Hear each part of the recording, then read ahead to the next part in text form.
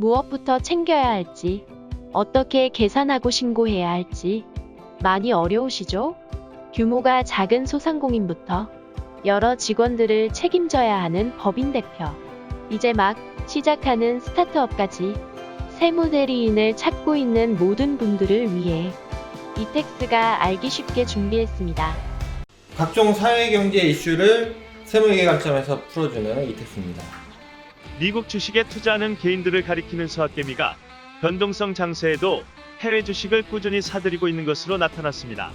13일 한국예탁결제원에 따르면 연초부터 전날까지 국내 투자자의 해외 증시 순매수 규모는 80억 9,102만 달러에 달했습니다. 원화로 환산하면 9조 1,647억 원에 달하는데, 이는 지난해 연간 해외 증시 순매수 금액 22조 5,183억 원의 41%에 해당하는 규모입니다. 해외 주식 투자 시 세금은 뭐가 있는지, 해외 투자하는 국내 ETF 상품의 세금은 과연 얼마나 내야 되는지 오늘 도움 말씀 주실 이택스의 유학균 회계사님 모셨습니다. 어서 오세요. 네, 안녕하세요. 네, 안녕하세요. 해외 주식을 할 때 보면 일단 수수료가 되게 비싸요. 네. 샀다 팔았다 하는 순간 거의 1%? 네. 물론 뭐 증권사마다 다르지만 네네. 쉽게 샀다 팔았다 할 수도 없을 정도로 네. 수수료도 비싸고, 그리고 보면은 환율 리스크도 좀 있어요. 네. 해외 주식은 올라가는데 네. 원화가 강해진다. 네. 그러면 남들은 다 돈 버는데 그렇죠. 예, 그런 리스크도 있고. 네. 근데 이제 세금도 좀 봐야 된다는 거죠. 네. 그래서 과세되는 해외 주식의 해외 주식 거래의 종류가 뭐가 있는지, 네. 얼마나 되는지 좀 설명 좀 해주시죠. 네. 예. 지금 소득세법에 규정하고 있는 네. 이제 소득세법 이제 국외 주식이라고 하는데 국외 네. 주식. 예. 주식인데 그냥 말씀드린 해외 주식으로 예, 말씀드리면 소득세법에서 규정하는 이제 양도소득세 양도소득세요. 과세 대상이 예. 되는 해외 주식은 예.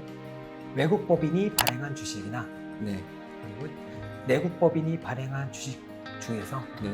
해외에 네. 상장되어 있는 주식, 네. 그리고 이제 특정 주식이라 그래서 뭐 부동산 과다 보유 법인 주식이나 네. 시설물 이용권 부여 주식 등 네. 그런 이제 기타 자산들 네. 이렇게 규정하고 있습니다. 네. 네, 그래서 그러니까 이제 뭐 부동산이나 이런 거는 그냥 흔치 않은 일이니까 네네네. 그거 뺀다 치고, 네, 해외, 그러니까 뭐 외국 기업이나 네. 아니면 국내 기업이지만 또 해외에 상장되어 있는 회사들 있잖아요. 그 두 개를 그냥 뭐 해외 주식이다 이렇게 네. 정의한다는 거죠? 네 맞습니다. 예, 예. 네. 그렇게 되어 있고 네. 이제 저희가 해외 주식을 이제 거래하실 때에는 네. 발생되는 세금은 네. 양도소득세와 네. 배당소득세 네. 이렇게 두 가지의 세금이 부과가 된다고 보시면 됩니다. 양도세와 배당세. 네. 네. 양도세는 팔 때 차익이 생기면 내는 거고, 네. 쉽게. 배당세는 그게 내가 산 주식의 그 기업이 배당을 해주면 내는 게 배당세고요. 네, 예. 맞습니다. 그럼 일단은 첫 번째 양도세부터. 네. 예를 들어서 제가 뭐 애플의 주식을 샀다 쳐요. 네. 원화로 환산을 할 거 아니에요, 네네. 그죠? 예. 내가 1,000만 원을 샀는데 네. 그걸 나중에 팔았는데 2,000만 원이 됐어요. 네. 그 1,000만 원이 수익이 생기잖아요. 네. 그 양도세 얼마나 내는 거죠? 양도소득세율은 네, 참고로 지방소득세 포함해서 22%입니다. 22%. 네. 예. 그리고 양도소득 기본공제라는 게 또 있죠. 네, 250만 그래서, 원이죠? 예. 연간 250만 원 또 공제를 해주기 때문에 네. 방금 말씀하신 그 네. 예로 예. 국내에 이제 투자된 주식은 없다고 가정을 하고 네. 그 한 건이었다. 네. 그러면은 저희가 1,000만 원의 이득을 보면 네. 거기서 250만 원만큼을 이제 양도소득 기본공제를 해주고 네. 그럼 750만 원에 대해서 네. 22% 네. 세금을 내신다고 보시면 됩니다. 네. 그러면 한 150만 원 정도 내겠죠? 네. 약 네, 150만 그렇죠. 원? 네. 굉장히 많이 내네요, 생각보다. 그래서 해외 주식은 방금 말씀하신 뭐 수수료 부분도 있지만 네. 또 이제 국내에 이제 상장된 주식 같은 경우에는 네. 대주주가 아니라면 네. 사실 세금이 없지 않습니까? 그쵸, 예. 증권거래세만 있고 뭐 네. 양도세나 이런 거 신고를 하지 않는데 네. 해외 주식은 네. 이제 그런 게 없고 네. 그리고 동일하게 다 이제 양도세 신고를 하고 세율은 단일 세율로 네. 22%가 적용이 되기 때문에 네. 또 투자를 하실 때는 그런 세금적인 부분도 네. 고려해서 이제 네. 투자를 하셔야 될 것 같습니다. 네. 그러면 항상 이제 이럴 때 나오는 질문이 네. 이득을 봤다 쳐요. 네. 또 어떤 주식은 거래했는데 내가 손해를 봤어. 네. 그럼 그거를 차감을 해주나요? 네. 차감을 해주고요. 예.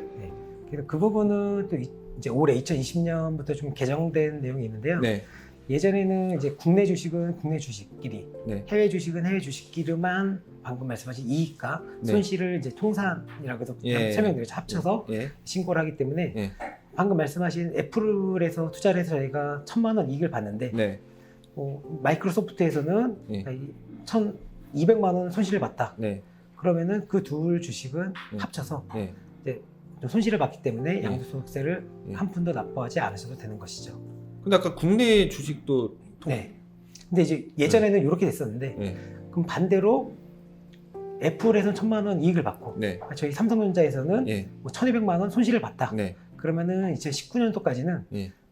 국내랑 해외 주식 간에는 서로 손익이 통산되지 않기 때문에 네. 그때는 애플에 대한 1,000만 원에 대해서 네. 아까 방금 예로 네. 거의 뭐 150만 원 정도에 되는 세금을 냈었어야 되는 거고 네. 네.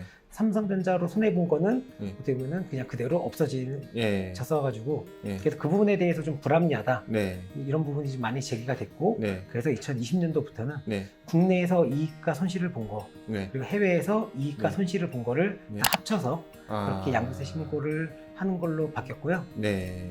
여기서 한 가지 조심하셔야 되는 거는 네.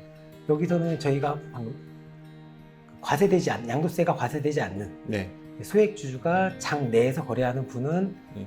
합산되지 않고요. 네. 그 양도세 과세되는 아. 국내 주식에 대해서만 네. 손실이 합쳐진다고 이해하시면 됩니다.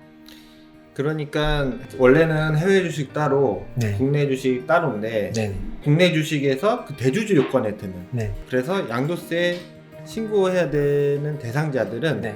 해외 주식하고 계산을 해준다는 거잖아요. 네. 합쳐서 이제 손실을 본 것도 마이너스를 아. 해준다는 얘기죠. 대부분의 개인 투자자들은 해외 주식 따로 되겠네요. 대주주 요건에 안 들면. 그렇긴 하지만 또 네. 그때 저희가 설명드린 대로 이제 네. 대주주 요건이 또 네. 강화가 되면 네. 또 그렇게 합쳐지는 아. 경우도 생길 수 있을 것 네. 같습니다. 그리고 양도세 기본 공제가 이제 250만 네. 원이라고 했는데 그러면 내가 수익이 250만 원만 적게 내면 양도세를 하나도 안 내는 거잖아요. 네네. 그러면 이제 12월 말에 네.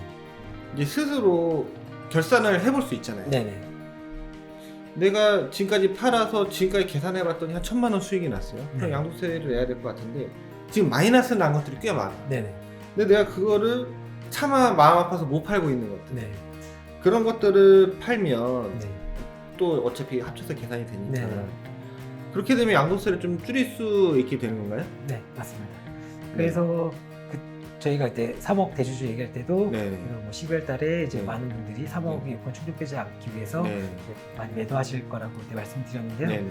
해외 주식도 동일하게 네. 12월 달에 이제 손실 나는 거를 매매를 하게 된다면 네. 이익 본 거랑 합친 거 제가 아까 통산된다고 네. 설명드리지 네. 네. 않습니까? 그렇죠. 그래서 손실 본 거를 판다고 하면은 그거에 대해서 올해 내는 양도소득세에 좀 절세 효과가 있기는 한데요. 네.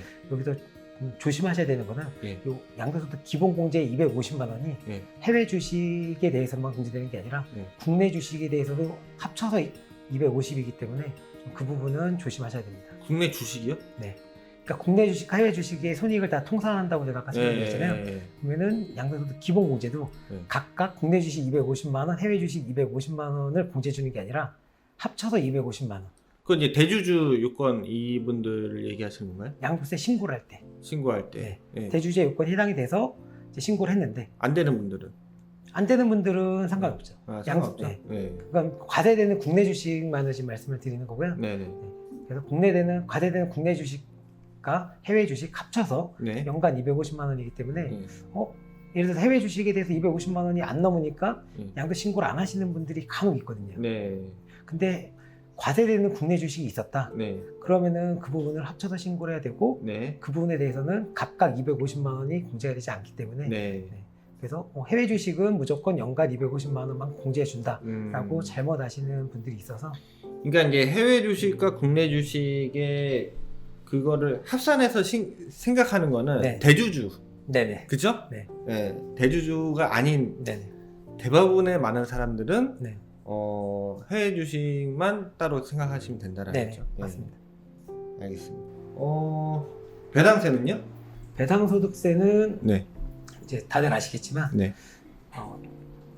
15.4% 네. 이제 원천 징수를 하고요. 네. 네, 그래서 보통 증권사를 통해서 이제 해외 주식을 이제 투자한다 그러면 네. 이 증권사에서 이제 다 원천 징수를 해주기 때문에 네. 배당소득 따로 신고하지 않고 네. 납부 의무도 없는데요. 네. 여기서 한 가지 조심하셔야 되는 거는 네.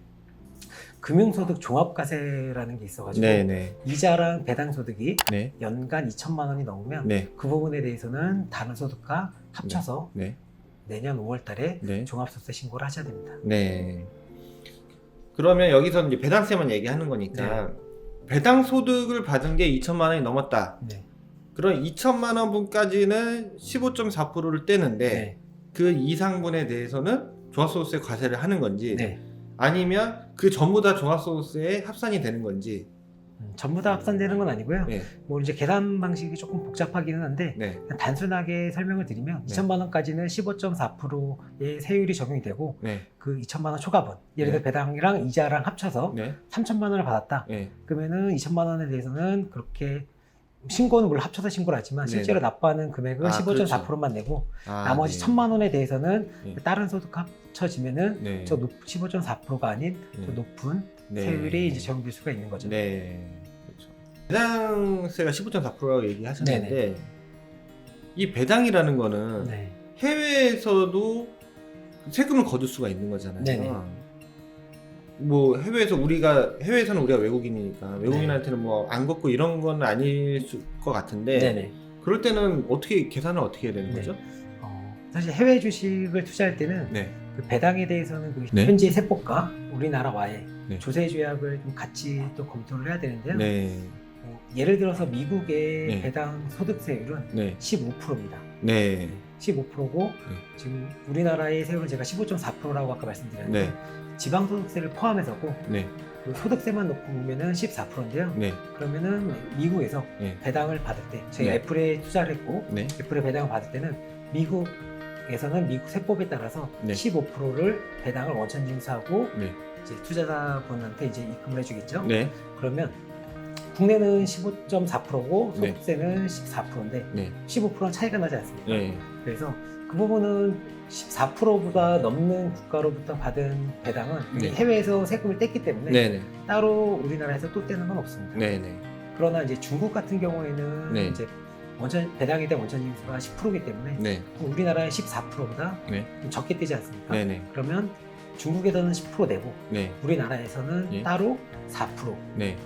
차이나는 4%에다가 네. 지방소득세인 0.4% 네. 4.4%를 아. 추가로 배당 소득에 대해서 네. 납부하시면 되고요.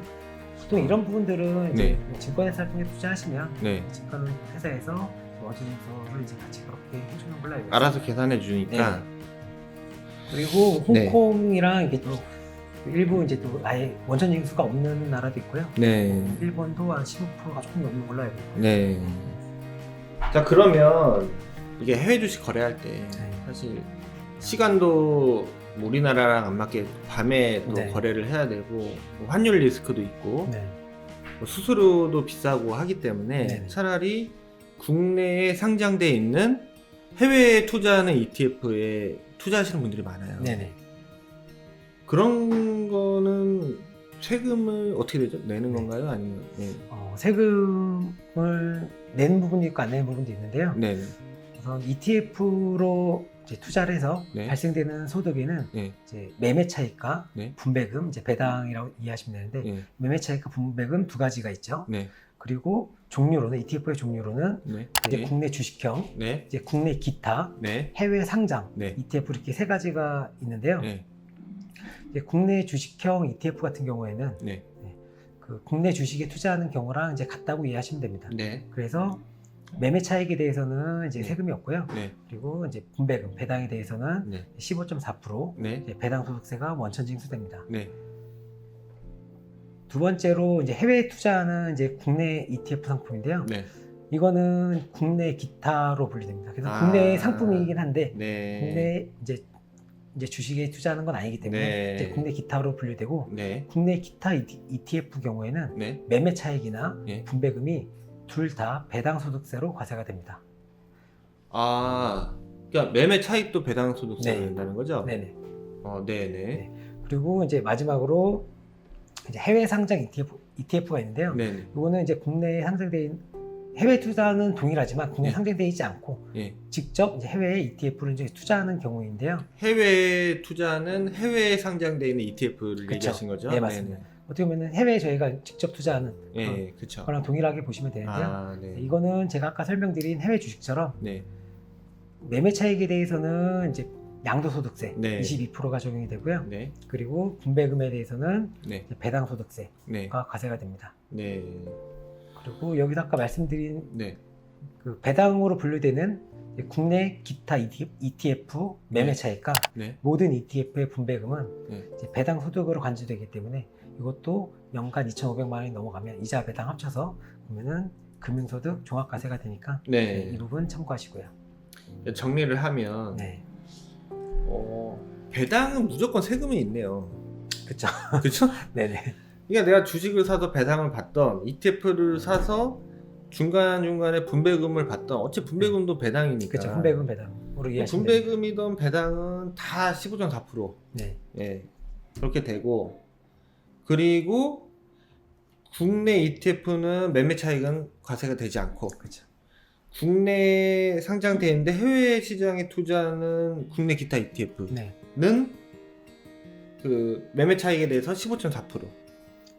네. 배당 그죠? 소득세로 예, 간주하시면 돼요. 예. 그리고 이게 해외로 멀어질수록 세금은 더 높아지는 거죠, 그죠? 음, 그리고 해외 시장에 투자하는 해외에 상장되어 있는 해외 ETF는 매매 차익의 15.4%가 아니라 22%. 네. 예. 그래서 국내 주식형 ETF는 네. 그냥 국내 주식에 투자하는 걸로 이해하시면 되고요. 네. 해외 ETF는 해외 주식에 직접 투자하는 걸로 네. 이해하시면 되고요. 네. 아, 네. 알겠습니다. 근데 이 투자자분들이 이런 내용을 다 모를 거예요. 아마 네. 잘 모르시는 분들이 많으실 거고, 네. 그리고 사실 ETF 제가 국내 해외 투자하는 국내 ETF 상품 같은 경우에는 네. 그 매매 차익을 계산할 때 네. 방식도 좀 더 복잡해서 아, 좀 정확하게 아시는 분들은 네. 많지 않으실 것 같습니다. 네. 지금 양도세는 어차피 내가 이제 따로 신고를 해야 되는 거고, 네, 그리고 배당소득세는 원천징수된다. 네. 그죠? 네. 그래서 여기서 조심하셔야 되는 건 아까 설명드린 대로 네. 이제 배당, 왜냐면 해외 투자하는 국내 ETF 상품은 매매 차익도 이제 배당으로 과세되기 때문에 네. 그래서 금융소득 종합과세 네. 부분을 이제 꼭 네. 네, 신경 쓰셔야 될 것 같습니다. 네. 알겠습니다. 그러면 국내 기타 ETF의 매매 차익이 네. 배당소득세인데 그것도 원천징수 되는 거죠? 네. 그거는 증권회사에서 원천징수해서 네. 지급하게 됩니다. 네. 해외 주식 거래 관련한 세금 부분 또 있나요? 이거 말고? 없습니다. 아. 자, 국내를 넘어 세계로 뻗쳐나가는 서학개미 여러분들 위해서 오늘 이 시간 준비했고요. 오늘 도움 말씀 주신 이택스의 유학훈 교사님 감사합니다. 네, 감사합니다. 네.